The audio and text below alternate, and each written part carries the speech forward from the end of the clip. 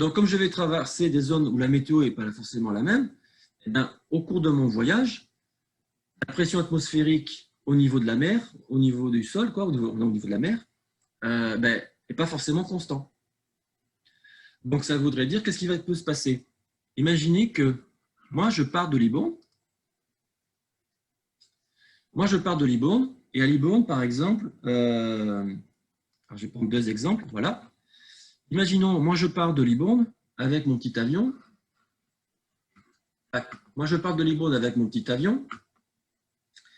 Et comme je suis parti de Libourne, la pression atmosphérique au niveau de la mer, c'était 1020 hectopascales. Du coup, moi, j'ai réglé pour connaître mon altitude par rapport au niveau de la mer, ma vraie altitude, j'ai réglé mon altimètre avec le fameux réglage QNH. Et puis, j'ai décidé de voler à 1000 pieds. Donc, je vole à une certaine altitude. Et puis, il y a quelqu'un d'autre qui est parti de 3 à 4000 km plus loin. Et lui, à l'endroit où il était, la pression atmosphérique au niveau de la mer était que de 1010, parce que c'était une zone où il y avait une dépression. Donc, la pression au niveau de la mer était que de 1010. Donc, lui, il a réglé au QNH son altimètre, il l'a réglé à 1010. Et il part. Et lui, il dit, moi, je vais voler à 1300 pieds.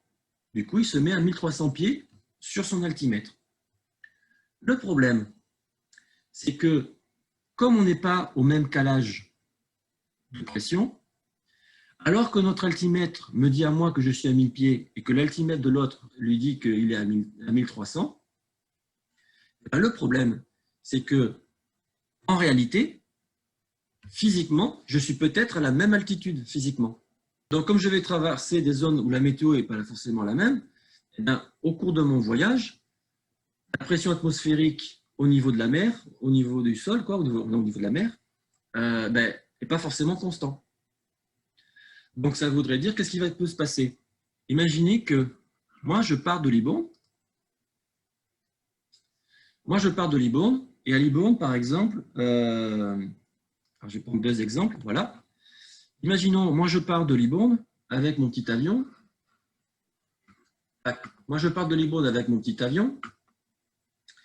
Et comme je suis parti de Libourne, la pression atmosphérique au niveau de la mer, c'était 1020 hectopascales.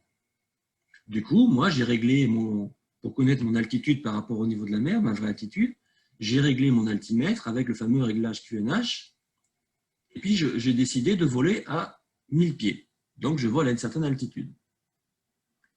Et puis, il y a quelqu'un d'autre qui est parti de 3 à 4000 km plus loin. Et lui, à l'endroit où il était, la pression atmosphérique au niveau de la mer était que de 1010, parce que c'était une zone où il y avait une dépression. Donc, la pression au niveau de la mer était que de 1010. Donc, lui, il a réglé au QNH son altimètre, il l'a réglé à 1010. Et il part.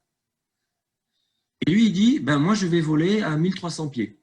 Du coup, il se met à 1300 pieds sur son altimètre. Le problème, c'est que, comme on n'est pas au même calage de pression, alors que notre altimètre me dit à moi que je suis à 1000 pieds et que l'altimètre de l'autre lui dit qu'il est à 1300, le problème, c'est que, en réalité, physiquement, je suis peut-être à la même altitude physiquement. Donc, le problème du réglage QNH, c'est que si on le règle pas sur les longs trajets ou les longues distances et les vols qui durent longtemps, si on ne le corrige pas régulièrement, au moins toutes les heures, potentiellement, on n'est plus à l'altitude qu'on pense être. Parce que notre altimètre, il n'est plus réglé à la bonne pression, donc en fait, il ne nous donne plus la bonne altitude. Et le risque, c'est que deux avions qui font la même erreur peuvent se rentrer dedans parce que, alors qu'ils pensaient ne pas être à la même altitude, ils sont en fait à la même altitude. Et donc, comment on fait pour corriger ça? Pour corriger ça, quand on vole sur de grandes distances, à ce moment-là, on passe, au lieu de passer au calage QNH, on passe au calage dit 1013. C'est-à-dire, on met tous l'altimètre à la même référence. Du coup, comme on met tous l'altimètre à la même référence, on sait que Notre altitude réelle, elle est fausse, puisqu'on n'est pas réglé au calage QNH, donc on n'a pas l'altimètre ne nous donne pas l'altitude par rapport au niveau de la mer. C'est faux, il ne nous donne pas la bonne altitude. Mais par contre, si on est tous calés avec le même calage, on sait que tous les avions, s'il y en a un qui est à 1000 et un qui est à 1500, ben on sait qu'il y en a un qui est 500 pieds plus haut que l'autre. C'est-à-dire qu'en fait, on n'est peut-être pas réellement à 1000 pieds et l'autre réellement à 1500, parce qu'on n'a pas le réglage à la bonne pression atmosphérique de la niveau de la mer. Par contre, la différence entre nous est la bonne, puisqu'on est tous les deux avec la même référence. Alors, bien sûr, ça, puisque ça nous donne, du coup, le réglage 1013 nous permet, on est sûr d'avoir la bonne différence d'altitude entre tous les avions, mais par contre, on ne sait pas si on est vraiment à la bonne altitude, en hauteur, par rapport à la mer. On a la bonne différence entre les deux, mais on n'est pas forcément au bon endroit par rapport à la mer. Donc, du coup, on ne va pas utiliser le calage 1013 quand on vole bas. Donc, le calage 1013, en fait, il y a une règle. Donc, ça fait partie de la réglementation, quand on verra un peu la réglementation. Il y a une règle qui dit que, ben, en fait, en dessous d'une certaine altitude, on doit se caler au QNH pour ne pas risquer d'être proche de percuter le relief parce que ça nous donnerait la mauvaise altitude. Et au-delà d'une certaine altitude, en général, on se met haut quand on fait des voyages longs et loin. Au-delà d'une certaine altitude, on bascule sur le calage 1013. On sait que notre altitude réelle est potentiellement fausse, mais par contre, on sait que l'information que nous donne l'altimètre va nous permettre de nous caler entre nous de façon réelle. Alors, lorsqu'on est en calage, ce fameux calage 1013, on dit qu'on n'est plus à... on dit que l'altimètre ne donne pas une altitude, on dit qu'il donne une altitude pression. C'est-à-dire qu'en fait, quand je suis calé au QNH, ben, je sais que du coup, mon altimètre, il me donne réellement mon altitude physique par rapport au niveau de la mer. Donc là, je sais vraiment mon altitude par rapport au niveau de la mer. Donc on dit qu'il donne de l'altitude. Par contre, quand je le mets au calage 1013, en fait, il me donne juste mon altitude par rapport à l'endroit où la pression serait de 1013. C'est tout. Donc il me donne mon altitude par rapport à un endroit qui correspond à cette pression-là. Donc c'est pour ça qu'on appelle ça être à l'altitude pression. Et du coup, pour éviter les problèmes lors des communications radio, on ne parle plus d'altitude, on parle de niveau de vol. Ça s'appelle FL, comme Fly Level. Et par exemple, quand ça s'exprime comment? C'est ce que vous avez écrit. Quand on dit qu'on est au niveau de vol 50, donc on dit qu'on est au FL 50, en fait, c'est on vole à 5000 pieds. Alors, hop, j'enlève mon... Voilà, je mets ma souris. Ça veut dire que on vole de façon à afficher sur notre altimètre 5000 pieds par rapport à cette référence où il ferait 1013 hectopascales. Mais ça veut dire que je ne suis pas forcément vraiment à 5000 pieds. Si au niveau de la mer, il fait 1013, je suis effectivement à 5000 pieds. Mais si au niveau de la mer, il ne fait pas réellement, il fait pas la pression du jour, ce n'est pas la pression de l'atmosphère standard, c'est 1013, en fait, je ne suis pas à 5000 pieds, je suis peut-être au-dessus ou en dessous.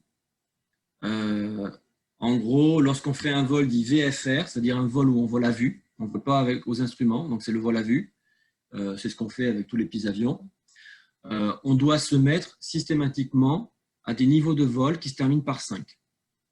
Donc 35, 45...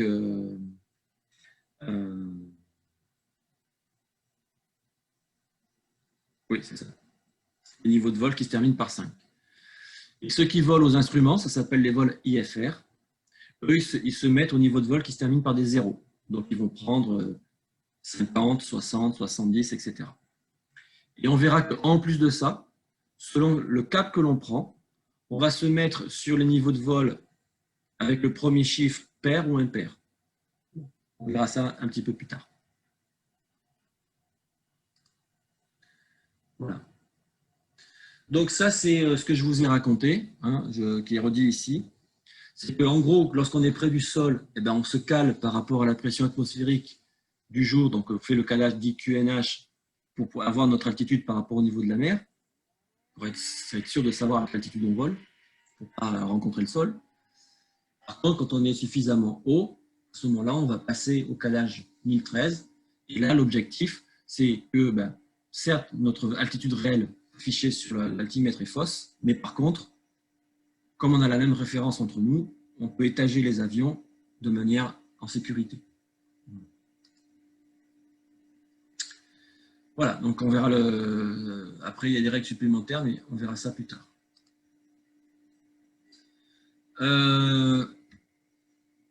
Petit texte à rajouter dans votre texte.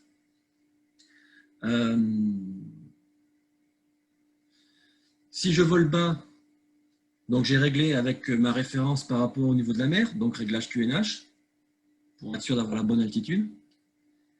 Et si je monte, à partir d'une certaine altitude, je vous ai dit, je dois basculer sur le calage, donc altitude pression, c'est-à-dire au calage 1013. L'altitude à laquelle on doit changer le calage de l'altimètre, c'est réglementaire, hein, il y a une certaine altitude, ça dépend des pays, mais en gros, c'est toujours à peu près 5000 pieds. Ça s'appelle l'altitude de transition.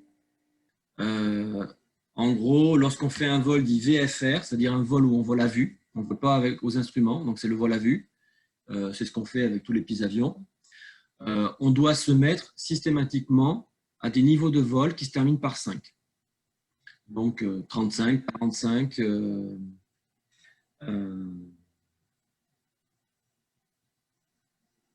oui, c'est ça. Les niveaux de vol qui se terminent par 5. Et ceux qui volent aux instruments, ça s'appelle les vols IFR. Eux, ils se mettent au niveau de vol qui se termine par des zéros. Donc, ils vont prendre 50, 60, 70, etc. Et on verra qu'en plus de ça, selon le cap que l'on prend, on va se mettre sur les niveaux de vol avec le premier chiffre pair ou impair. On verra ça un petit peu plus tard. Voilà. Donc ça, c'est ce que je vous ai raconté, hein, qui est redit ici. C'est qu'en gros, lorsqu'on est près du sol, eh ben, on se cale par rapport à la pression atmosphérique du jour, donc on fait le calage dit QNH pour avoir notre altitude par rapport au niveau de la mer, pour être sûr de savoir à quelle altitude on vole, pour ne pas rencontrer le sol. Par contre, quand on est suffisamment haut, à ce moment-là, on va passer au calage 1013. Et là, l'objectif, c'est que, certes, notre altitude réelle affichée sur l'altimètre est fausse, mais par contre, comme on a la même référence entre nous, on peut étager les avions de manière en sécurité. Voilà, donc on verra après, il y a des règles supplémentaires, mais on verra ça plus tard.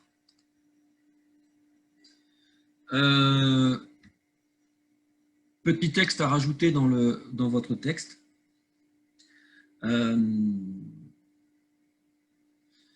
Si je vole bas, donc j'ai réglé avec ma référence par rapport au niveau de la mer, donc réglage QNH, pour être sûr d'avoir la bonne altitude.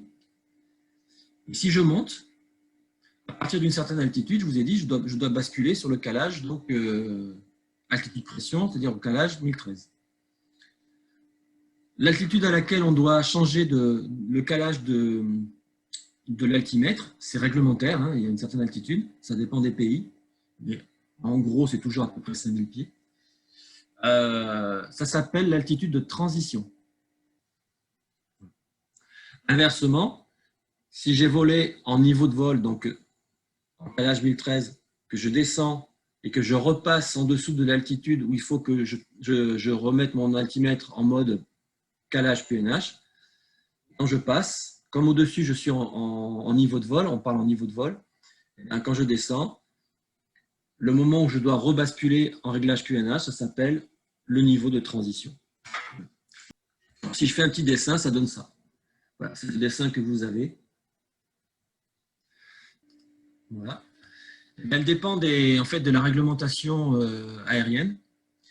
Et alors, par défaut, en France et en Europe, c'est 5000 pieds. Mais parfois, il y a des endroits où c'est différent. Et à ce moment-là, c'est marqué directement sur les cartes.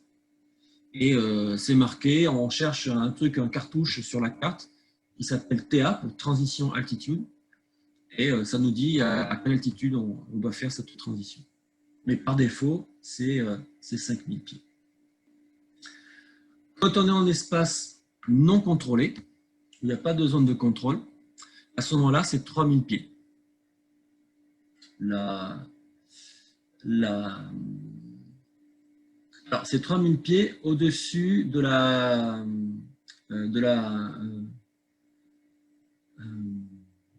surface. ASFC, ça veut dire surface. C'est 3000 pieds au-dessus du sol. Alors, pourquoi je marque 3000 pieds au-dessus du sol? Pourquoi c'est ça? Parce que je vous ai dit que cette histoire de réglage QNH, c'est pour être sûr d'être à la bonne altitude pour ne pas percuter le sol. Et donc, si vous êtes dans un endroit, par exemple, où il y a des montagnes, comme ça, voilà. Et bien moi, quand je vole avec mon petit avion, il faut que je sache réellement à quelle altitude je suis par rapport au sol, et pas que par rapport à la mer. Donc,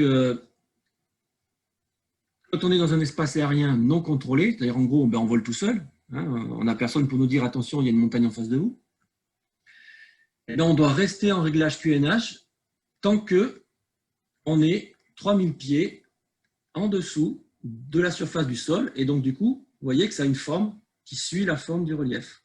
Voilà.